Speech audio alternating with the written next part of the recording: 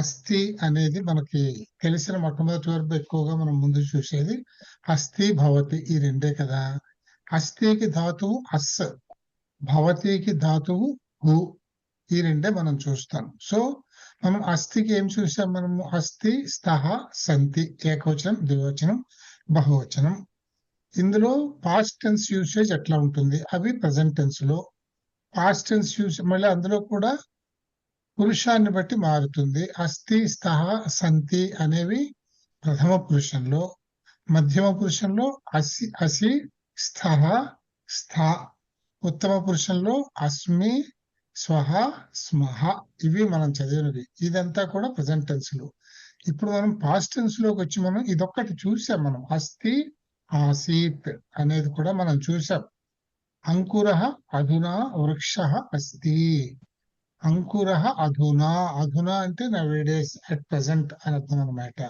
అంకురః అంటే seed, a seed at present. వృక్షః is a tree అంటాం కదా, అంచేత ఇక్కడ అస్థి అని వచ్చిందనమాట. అంటే ప్రజెంట్ స్టేజ్ చెప్పేటప్పుడు ప్రజెంట్ టెన్స్ అస్థి. అంకురః అధునా వృక్షః అస్తి అంటే విత్తనం నేడు వృక్షము అయినది, వృక్షముగా ఉన్నది, అస్థి. యువకః పూర్వం బాలకః అంటే ఇప్పుడు యువకుడు, పూర్వం బాలకుడుగా ఉండెను, పాస్ట్ టెన్స్. సో అస్థికి పాస్ట్ టెన్స్ ఆసీత్. యువకః పూర్వం బాలకః ఆసీత్. ఈ విధంగా మనం ఎక్సర్సైజ్ అంతా మనం చూసాం. ఇది వాల్మీకి పూర్వం వ్యాధః ఆసీత్ అంటే వాల్మీకి పూర్వంలో వ్యాధునిగా ఉండెను, బోయవానిగా ఉండెను. వ్యాధ అంటే బోయవాడు అని అర్థం. అలా గంగా నది భారతదేశే అస్తి, ఇప్పుడు కూడా ఉంది కదా. ఆ విధంగా దీన్ని మనం చూసాము. తర్వాత సుభాష్ చంద్ర బోసః దేశభక్తః ఆసీత్. ఈ విధంగా మనం ఇవన్నీ చూసాం. మనం ఇంతవరకు మనం చూసాము. అస్థి, ఆసీత్. అస్థి అనేది ఏకవచనంలో ప్రజెంట్ టెన్స్ వర్బ్. ఇది అస్థి అంటే ఈజ్ అని అర్థం అనమాట.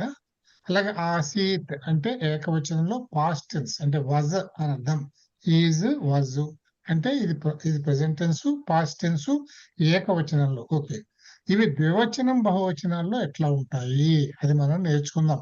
ఇక్కడి నుంచి మనం ఏం చేస్తున్నాం అనమాట, మనం ఇంతవరకు ప్రెసెంట్ టెన్స్ లో మాత్రమే వెర్బ్స్ చూస్తూ వస్తున్నాము. ఇప్పుడు మనం ఆ ప్రెసెంట్ టెన్స్ వెర్బ్స్ అన్ని కూడా పాస్ట్ టెన్స్ లో ఎలా ఉంటాయి అనేది చూస్తున్నాము. అది కూడా మళ్ళీ పాస్ట్ టెన్స్ లో ఏకద్వి బహువచనాల్లో ఏ విధంగా ఉంటాయి అనేది చూస్తున్నాం. ఇందులో ఇప్పుడు అస్థి, ఆసీత్ మనం చూసాము ఇంట్రొడక్టరీ గాను. ఇప్పుడు మూడు కలిపి చూద్దాం. ప్రెసెంట్ టెన్స్ లో అస్థి అనే వెర్బు అస్థి, స్థః, సంతి ప్రథమ పురుషంలో. అది ఇప్పుడు పాస్ట్ టెన్స్ లో ఏమవుతుంది? అస్థి ఆసీత్ అయిందని చూసాం మనం. స్థః ఏమవుతుంది? ఆస్తాం. సంతి ఏమవుతుంది? ఆసన్. సంతి అనేది ప్రెసెంట్ టెన్స్ లో బహువచనం, ఆసన్ అనేది పాస్ట్ టెన్స్ లో బహువచనం, స్థః అనేది ప్రెసెంట్ టెన్స్ లో ద్వివచనం, ఆస్తాం అనేది పాస్ట్ టెన్స్ ద్వివచనంలో. అలాగే అస్థి అనేది ప్రెసెంట్ టెన్స్ లో ఏకవచనం, ఆసీత్ అనేది పాస్ట్ టెన్స్ లో ఏకవచనం. అంటే అస్థి, స్థః, సంతి ఇన్ పాస్ట్ టెన్స్, ఆసీత్, ఆస్తాం, ఆసన్. సో ఇది మీరు జాగ్రత్తగా గుర్తుపెట్టుకోండి. ఈ ఫార్ములోనే నడుస్తాయి అన్ని కూడా. మీరు ఇంతకు ముందు మనం చూసినట్లే ఇక్కడ కూడా చూడండి. ఇది ఆస్తాం, ఇక్కడ దీర్ఘం ఉంది తా దగ్గర. ఇది ఆసన్, ఆసీత్. ఇవి మనం ఒక్కసారి పెట్టి ఎక్సర్సైజెస్ ఎట్లా చేయాలో మనం నేర్చుకుందాం. అధునా అస్థి. అధునా అంటే అట్ ప్రెసెంట్, అస్థి ఉన్నది అంటే ప్రెసెంట్ టెన్స్ ఉద్దేశం. అధునా అనేది మనం ఎక్కడెక్కడ వాడతా ఉంటే నవేడేస్ అన్నప్పుడు కూడా అధునా అనే వాడతాం మనం. అలాగే అధునా అంటే అట్ ప్రెసెంట్ అని కూడా చెప్పుకోవచ్చు అనమాట. In the present tense relation మనం అధునా అనే మాటను వాడతాం. అస్థి ఉన్నది అంటే ఇది ప్రెసెంట్ టెన్స్. పూర్వం ఆసీత్, ఇది వరకు ఉండెను, పూర్వము ఉండెను. ఉదాహరణ చూస్తే వృక్షః అస్తి అంటే అది అంటే దీన్ని సెంటెన్స్ గా చెప్దాం ఇలాగా. అధునా వృక్షః అస్తి, నేడు అది చెట్టుగా ఉన్నది. పూర్వం అంకురః ఆసీత్, అది పూర్వము అంకురః అంటే విత్తనంగా, ఆసీత్ ఉండెను. ఇది పాస్ట్ టెన్స్. అస్తి ఆసీత్ ఏకవచనంలో ప్రజెంట్ టెన్స్ అస్తి ఉన్నది ఈజ్. పాస్ట్ టెన్స్ లో ఆసీత్ ఉండెను వాజ్ అని అర్థం అనమాట. అనుకో it was a seed at present అధునా అట్ ప్రెసెంట్ ఇట్ ఈస్ అంటే అస్తి అంటే ఈజ్ అన్నమాట. It is a tree. పూర్వం ప్రీవియస్లీ ఇట్ వాజ్ ఆసీత్ ఇట్ వాజ్ ఎ సీడ్ అని అర్థం అనమాట. ఈ విధంగా ఇది ఏకవచనం. అలా ఇక్కడ స్థహాకి ఆస్తాం ఇది ప్రజెంట్ టెన్స్, ఇది పాస్ట్ టెన్స్ ద్వివచనంలో. బహువచనంలో ఇది సంతి అనేది ప్లూరల్ లో ప్రజెంట్ టెన్స్, ఆసన్ అనేది పాస్ట్ టెన్స్ ప్లూరల్. సో ఈ మూడు కూడా మనం ఎక్సర్సైజ్ చేద్దాము.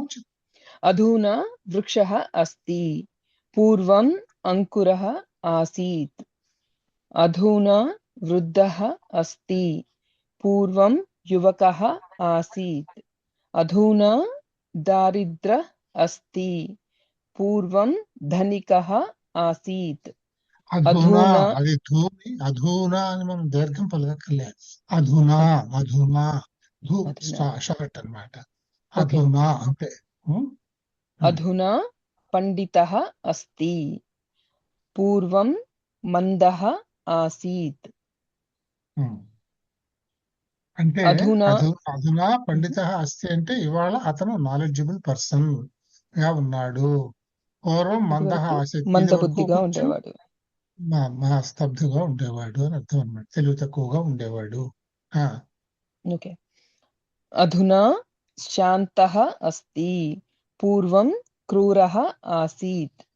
అధునా కుశः అస్తి పూర్వం స్థూలः ఆసీత్.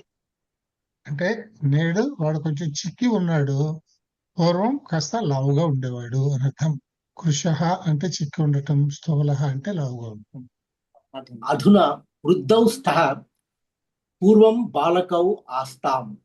అధునా ధనికౌ స్థః పూర్వం దరిద్రౌ ఆస్తాం. అధునా స్థూలౌ స్థః పూర్వం క్రూరౌ కృషౌ ఆస్తాం. అధునా క్రూరౌ స్థః పూర్వం శాంతౌ ఆస్తాం. అధునా దుర్జనౌ స్థః పూర్వం సజ్జనౌ ఆస్తాం. అధునా సుందరౌ స్థః పూర్వం కురూపౌ ఆస్తాం. అధునా శ్వేతకేశాः సంతి పూర్వం కృష్ణకేశాः ఆసన్. అధునా దంతాः న సంతి పూర్వం దంతాः ఆసన్. మీనింగ్స్ తెలుస్తున్నాయి కదండి, మీనింగ్స్ తెలుస్తున్నాయి కదా. తెలుస్తున్నాయి. అధునా శ్వేతకేశాః కృష్ణకేశాః అధునా ఫలాని పక్వాని సంతి పూర్వం ఫలాని అపక్వాని ఆసన్. అధునా నాయకాః సంతి పూర్వం నృపాः ఆసన్. అధునా యానాని సంతి పూర్వం శకటాः ఆసన్. అధునా రాజ్యాని 28 సంతి. అష్టావింశతి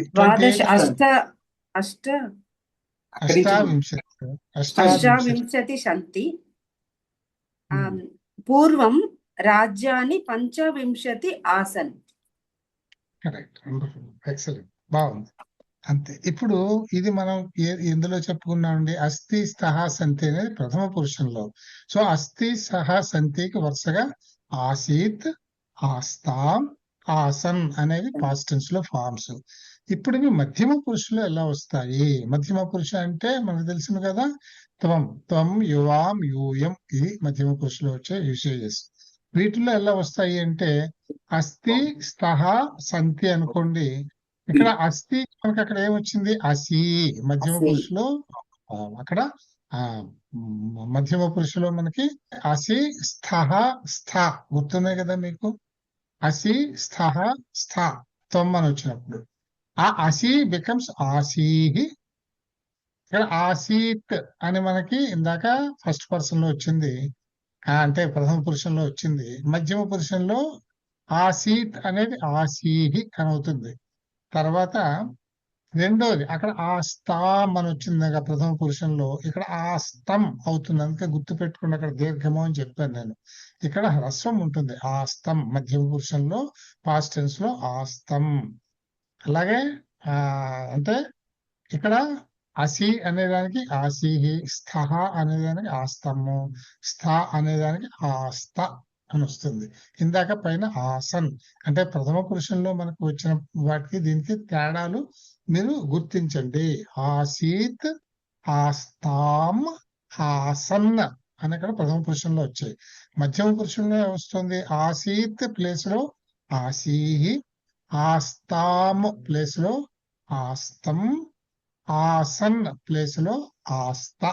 ఇది గుర్తుపెట్టుకోవాలి. ఇది మధ్యమ పురుషులో వచ్చింది అన్నమాట. సో దీన్ని మళ్ళీ ఇలాగనే చదువుకోవడం. ఉదాహరణానుగుణం భూతకాలిక రూపై వాక్యాన్ని పూరయంతు. ఉదాహరణలు చూపించిన విధంగా భూతకాల రూపాలని ఈ వాక్యాల్లో పూరించండి అని ఇక్కడ చెప్తున్నారు. ఇందులో అధునా త్వం సో అండ్ సో అసి, పూర్వం త్వం సో అండ్ సో ఆసీహి.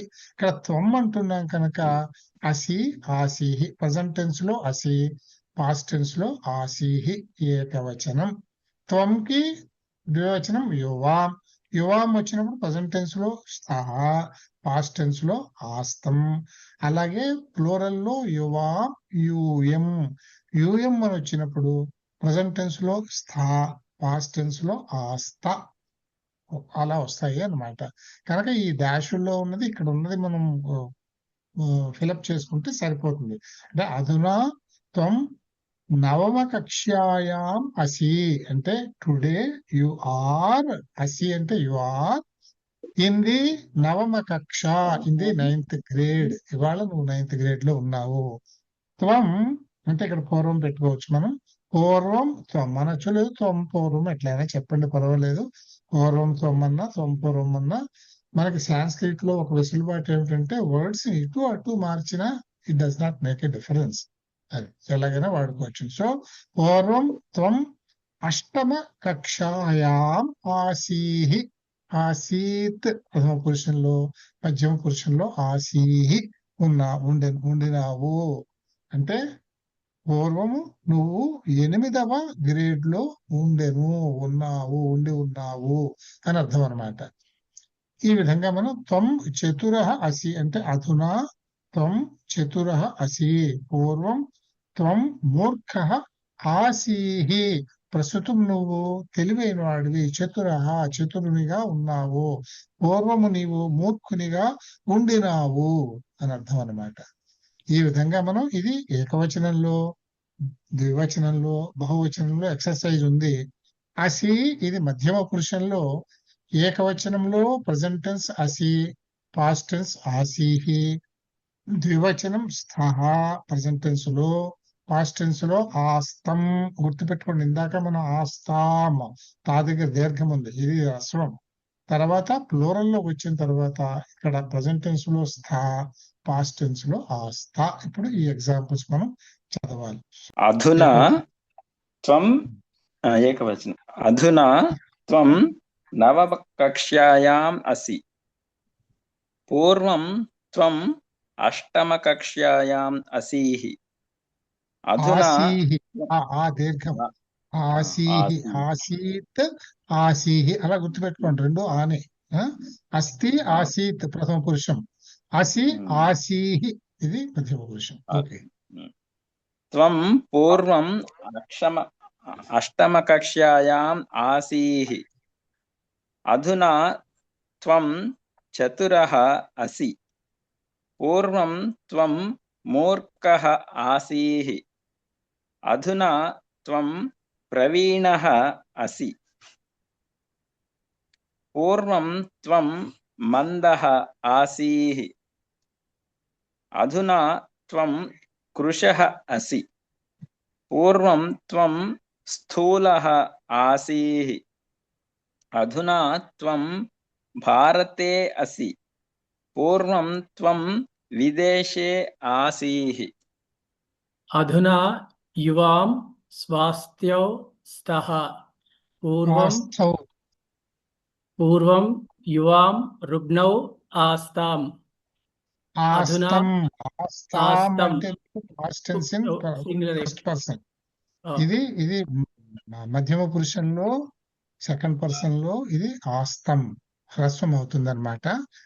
ఇక్కడ ఓకే. యువాం స్వస్థౌ స్థః, యువాం రుగ్ణౌ ఆస్తం పూర్వం. అంటే ఇక్కడ స్వస్థం అంటే ఇవాళ ఆరోగ్యంగా ఉన్నావు, నువ్వు ప్రస్తుతం ఆరోగ్యంగా మీరిద్దరూ ప్రస్తుతం ఆరోగ్యంగా ఉన్నారు, మీరిద్దరూ పూర్వం రోగగ్రస్తులే ఉండెను అని అర్థం అనమాట. రుగ్ణవు అంటే సిక్ పర్సన్స్ అనమాట. అధునా యువాం మూర్ఖౌ స్తః. పూర్వం యువాం పండితౌ ఆస్తం. వీళ్ళు పండితులు మూర్ఖులయ్యారు, వీళ్ళు పూర్వమే బెటరు. పూర్వమే బెటరు. ఇది వరకు పండితులుగా అధునా ఉండేవారు, యువాం అంటే చాలా సబలౌ చదవేస్తే స్తః. చదవండి. పూర్వం యువాం దుర్బలౌ ఆస్తం. Yes. అధునా యువాం ధీరౌ స్తః. పూర్వం యువాం భీతౌ ఆస్తం. అధునా యువాం యువకౌ స్తః. పూర్వం యువాం బాలౌ ఆస్తం. అధునా యూయం అధ్యాపకాః స్తః. త్వం యూయాం ఛాత్రః అస్త. పూర్వం యూయం ఛాత్రాః ఆస్త. పూర్వం అంటే యూయం ఛాత్రః ఆస్త. ఆస్త ఆస్త ఆస్త అని పైన ప్రథమ పురుషంలో వచ్చింది, మధ్యమ పురుషంలో ఆస్త అయింది అన్నమాట.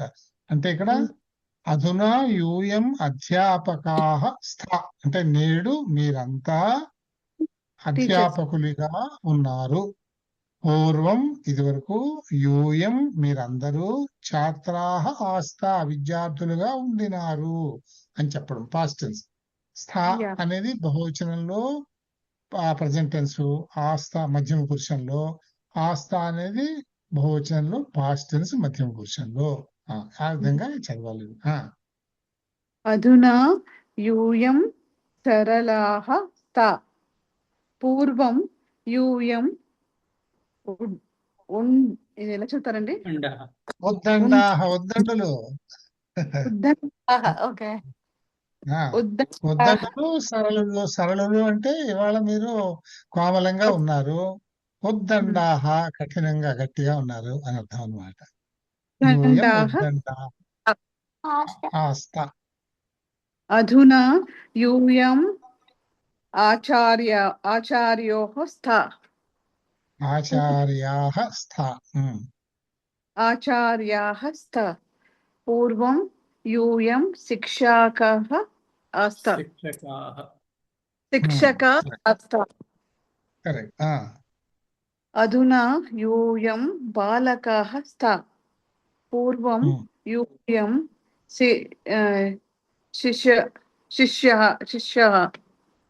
శిశవః స్థ. అంటే ఇక్కడ బాలకాః అంటే అబ్బాయిలు, బాయ్స్ అన్నమాట. అధునా యూయం బాలకాః స్థ. ఇవాళ మీరు బాలురై ఉన్నారు. బాలురు ముందెలా ఉంటారు? పిల్లలుగా ఉంటారు అంతే కదా. పిల్లలు అంటే చిన్న పిల్లలు, శిశువులు అని అంటాం కదా, పసిపిల్లలు. అంచేత శిశువు అనేటటువంటిది ఉకారాంత శబ్దం. అది శిశువు అంటే మా చిన్నవాడు అన్నమాట. శిశువు అన్నమాట. శిశువు అని అంటారు. ఉకారాంతానికి ఏకద్విబహువచన రూపాలు ఎలా ఉంటాయి? శిశువు, శిశువు అంటే ఇద్దరు శిశువులు అని అర్థం. శిశవః అంటే చాలా మంది శిశువులు అని అర్థం. శిశువు, శిశువు, శిశవః. అలాగే గురువు, గురువు, గురవః. ఈ విధంగా వస్తాయన్నమాట ఉకారాంత శబ్దాలకి. అంచేత శిశవః అనేది శిశువు అనేదానికి, శిశువు అనేదానికి ప్లూరల్ అన్నమాట. యూయం శిశవః ఆస్త పూర్వం. ఇది వరకు మీరు పిల్లలుగా ఉండినారు.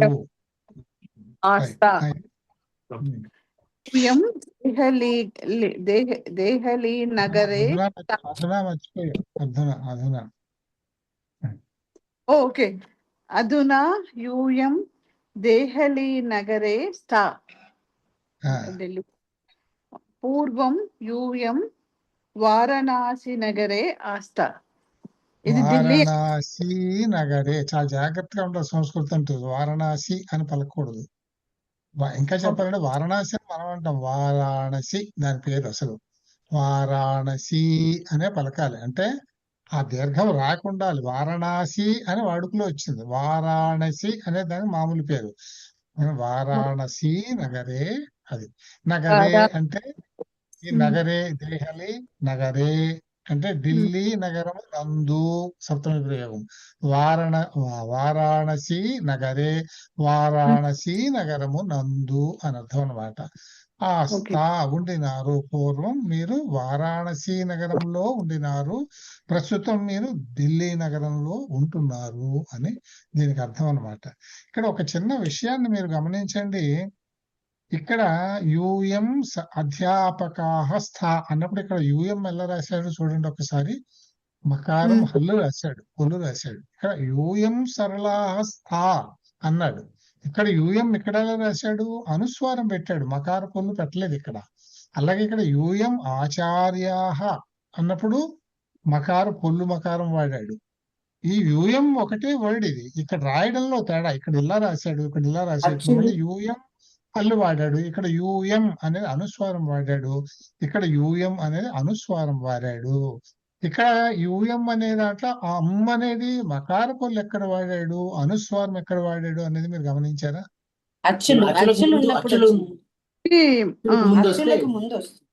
ముందు దాని తరువాత, దీని తరువాత అంటే అనే దాని తరువాత అచ్చు ఉంటే అది హల్లు రాయాలి, మకార పొల్లు రాయాలి. యూఎం అధ్యాపక అనేది అచ్చు. ఇక్కడ సా అనేది ఇది అచ్చు కాదు, ఇది హల్లు, ఇది సా అనేది. అంచేది ఇక్కడ అనుస్వారం పెట్టాడు, అచ్చు పెట్టలేదు. మళ్ళీ ఇక్కడ ఆచార్య ఆ అనేది అచ్చు, అందుకని ఇక్కడ పొల్లు మకారం పెట్టాడు. ఇక్కడ బా అనేది హల్లు, అందుకని ఇక్కడ అనుస్వారం వాడాడు. దేహలి దా అనేది మళ్ళీ హల్లు, అంచేది ఇక్కడ ఇది వాడాడు. సో మీరు రాసేటప్పుడు ఏమిటంటే ఇది జాగ్రత్తగా గమనించుకొని మనం ఇలాగే రాయాలి అని అన్నమాట. ఇక్కడ ఎక్కడైతే మకార పొల్లు వాడాలి, ఎక్కడ అనుస్వారం వాడచ్చును, ఎక్కడైనా ఇప్పుడు అహం అన్నా కూడా అంతే. అహం అద్య అన్నాం అనుకోండి, ఆ ఉంది కనుక అక్కడ మకారం పొల్లు రాయాలి. అహం హ్యహ అన్నాం అనుకోండి, అక్కడ హ్యా ఉంది కనుక, హల్లు ఉంది కనుక అహం అన్నప్పుడు పైన అనుస్వారం వాడచ్చును. ఆ విధంగా గుర్తుపెట్టుకోవాలి. Okay, right. తర్వాత ఇప్పుడు మనం ప్రథమ పురుషుని చూసాము, మధ్యమ పురుషుని చూసాము, ఇప్పుడు ఉత్తమ పురుషంలోకి వస్తాము. ఉత్తమ పురుషంలో ఏముంటుంది మనకి? అస్తి స్థః సంతి, అసి స్థః స్థా. ఇక్కడ అస్మి స్వహ స్మహ గుర్తుంది కదా మీకు? అస్మి స్వహ స్మహ ఇది ప్రెజెంట్ టెన్స్ లో ఉత్తమ పురుషులో ఏక ద్వి బహువచన రూపాలు అస్ అనేటటువంటి ధాతువు నుంచి. అంచేత అది అస్మి స్వహ స్మహ. ఇవి ఎలా మారుతాయి అంటే పాస్ట్ టెన్స్ లో అస్మి బికమ్స్ ఆసం, అలాగే స్వహ బికమ్స్ ఆస్వా, స్మహ బికమ్స్ ఆస్మ. ఇవి పాస్ట్ టెన్స్ లో. ఉదాహరణకి అధునా అహం వృద్ధః అస్మి, నేడు నేను వృద్ధుణ్ణి అయి ఉన్నాను. పూర్వం అహం తరుణః ఆసం. ఇక్కడ ఇదనమాట పాస్ట్ టెన్స్ యూసేజ్. ఆసం ఏకవచనంలో, ఉత్తమ పురుషంలో. కనుక పూర్వం నేను అహం తరుణః యువకునిగా ఆసం ఉండినాను, అది ఈ విధంగా ఇక్కడ ప్రయోగాలు వస్తాయి. అలాగే అహం అధునా విశేషజ్ఞః అస్మి, ఇవాళ నేను చాలా నాలెడ్జబుల్ పర్సన్ని. పూర్వం అహం అల్పజ్ఞః ఆసం, ఇది వరకు నేను అంత జ్ఞానం లేనివాడిగా ఉండేవాడిని అని ఆ విధంగా వస్తాయి అన్నమాట. అలాగే ఇక్కడ ఆవాం అహం, ఆవాం వయం మనకు తెలుసు. అహం అస్మి, ఆవాం స్వహ, వయం స్మహ. పాస్ట్ టెన్స్ లోకి వస్తే అహం ఆసం, ఆవాం ఆస్వ, వయం ఆస్మ. ఈ విధంగా ప్రయోగాలు వస్తాయి అన్నమాట. ఇది కూడా మనం చదివేసుకుందాము. అధునా అహం వృద్ధః అధునా అహం వృద్ధః అస్మి, పూర్వం అహం తరుణః ఆసం. అధునా అహం విశేషజ్ఞః అస్మి, పూర్వం అహం అల్పజ్ఞః ఆసం.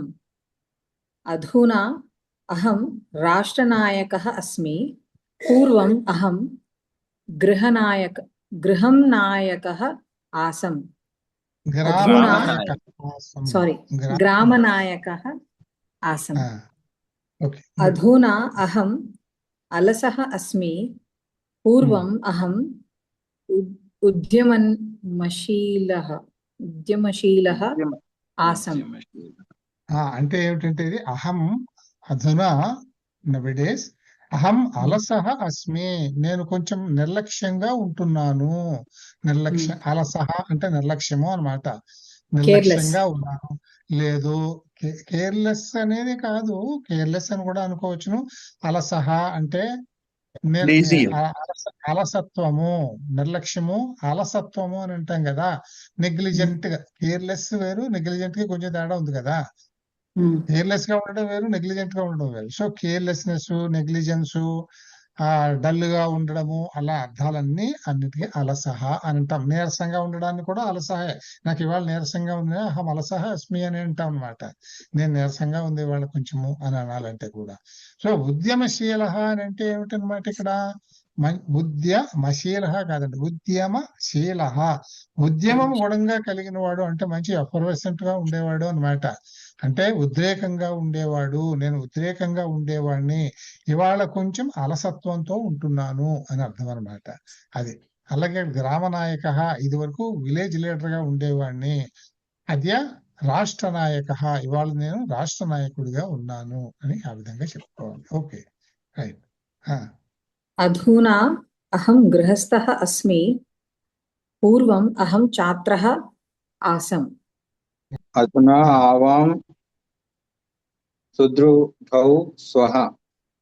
సుదృఢౌ స్వః, మంచి బలంగా ఉన్నాను అని. సుదృఢౌ స్వః. పూర్వం ఆవాం శిథిలౌ ఆస్త. స్మః ఆస్మ, అస్మి ఆసం, అమ్ముడు గుర్తుపెట్టుకోవాలి మనం. తర్వాత మీకు ఆవాం వచ్చినప్పుడు సుదృఢవు, ఆవాం మేమిద్దరము, సుదృఢవు బలముగా, స్వహ ఉన్నాము, అధునా నేడు, పూర్వం ఇది వరకు, ఆవాం మేమిద్దరము, శిథిలమై ఉండేవాళ్ళమి. అంటే శిథిలం అవడము అని అంటే బలహీనంగా అని అనమాట. శిథిల అంటే బలహీన అని అర్థం. బలహీనంగా ఉండేవాళ్ళమి. ఆ విధంగా చెప్పాలి. చెప్పండి. అధునా ఆవాం సైనికౌ స్వః. పూర్వం ఆవాం కృషకి ఆస్వ. కృషకౌ ఆస్వ అంటే పూర్వం మేమిద్దరము, కృషకౌ అంటే కృషకౌ కృషక అంటే రైతు. మేమిద్దరం రైతులుగా, ఇద్దరు రైతులుగా ఉండేవాళ్ళమి అని అర్థం అనమాట. ఇది సైనికం. వాళ్ళు వ్యవసాయం చేసుకునే వాళ్ళు మిలిటరీలో చేరారు, ఇవాళ సైనికులు అయ్యారు అనమాట. నెక్స్ట్. అధునా ఆవాం మిత్రే స్వః. పూర్వం ఆవాం ఉపరిచితౌ ఆస్వ. అపరిచితౌ ఆస్వ. అధునా ఆవాం దేవభక్తౌ స్వః. పూర్వం ఆవాం నాస్తికౌ ఆస్వ. Very good. అధునా ఆవాం సజ్జనౌ స్వః. పూర్వం ఆవాం దృష్టౌ ఆస్వ. పూర్వం దుష్టులుగా ఉండేవాళ్ళని, ప్రస్తుతం సజ్జనులుగా అయ్యామని. బాగుంది. అధునా వయం ధనికాః స్మః. పూర్వం వయం దరిద్రాः ఆస్మ. అధునా వయం శిక్షితాः స్మః. పూర్వం వయం మూర్ఖాः ఆస్మ. అధునా వయం నాగరికాः స్మః. పూర్వం వయం గ్రామీణాः ఆస్మ. అధునా నాగరికాః అంటే నాగరికులు అని అర్థం. అంటే గ్రామీణులు అంటే అనాగరికులు అని అలా తీసుకోకూడదు. గ్రామీణులు అంటే గ్రామంలో ఉండేవాళ్ళు. నాగరికాః అంటే సిటీ డ్వెల్లింగ్ అని అర్థం అనమాట, టౌన్ డ్వెల్లింగ్ అని అర్థం. గ్రామీణులు నగరీకులు అని అర్థం అనమాట. అట్లా తీసుకోవాలి. అది నగరంలో ఉండేవాడు నాగరికుడు అంతే. అంతేగా నాగరికత సివిలైజేషన్ తో సంబంధించిన అర్థం కాదు ఇక్కడ. నగరంలో ఉండేవాడు నాగరికుడు అన్నమాట. అది రైట్. అధునా వయం ప్రాధ్యాపకాः స్మః పూర్వం వయం శిక్షకాः ఆస్మ అధునా వయం సంస్కృతజ్ఞాः స్మః పూర్వం వయం వైజ్ఞానికాः ఆస్మ. అయిపోయింది. సో మనం ఇక్కడ అస్థి అస్ అనే ధాతువులో నుంచి అస్థి స్థః సంతి, మీరు మిగతావన్నీ గుర్తుపెట్టుకోండి. నేను ఇప్పుడు 3 చెప్పానంటే ఏకద్వి బహువచనాలు. ముందు చెప్పేది ప్రథమ పురుషం, తర్వాత మధ్యమ పురుష, తర్వాత ఉత్తమ పురుష. సో ధాతువు అస్, దాని forms verb forms present tense లో వర్తమాన కాలంలో అస్థి స్వహ సంతి, అసి స్థః స్థా, అస్మి స్వహ స్మః. పాస్ట్ టెన్స్ ఎలా వచ్చాయి అవి? ఆసీత్ ఆస్తాం ఆసన్ అయ్యాయి. అలాగే అసి స్థః స్థా ఏమైంది? ఆసీహి. అంటే ఆసీత్ గుర్తుపెట్టుకోండి, దీర్ఘం మర్చిపోకూడదు, అసీహి అనకూడదు. ఆసీహి ఆస్తం, తా దగ్గర హ్రస్వం చేయాలి. ఆస్తం ఆస్త. అక్కడ ఇందాక మనకి ఆసం, ఇక్కడ ఆస్త అని వచ్చింది. అలాగే మీరు ఉత్తమ పురుషులోకి వచ్చేటప్పటికి అస్మి స్వహ స్మః, అస్మి బికమ్స్ ఆసం, స్వహ బికమ్స్ ఆస్వా, స్మః బికమ్స్ ఆస్మ. ఇంతే ఇంతే. ఇందులో మనం ఒక్క వెర్బుకి మనం ఏం చూసామన్నమాట? 3 పురుషాల్లో 3 వచనాల్లో present tense and past tense వర్తమాన భూతకాల రూపాలని మనం చూసాము. ఇది ఇక్కడికి ఇవాళతోటి ఇక్కడికి ఆపేయచ్చును.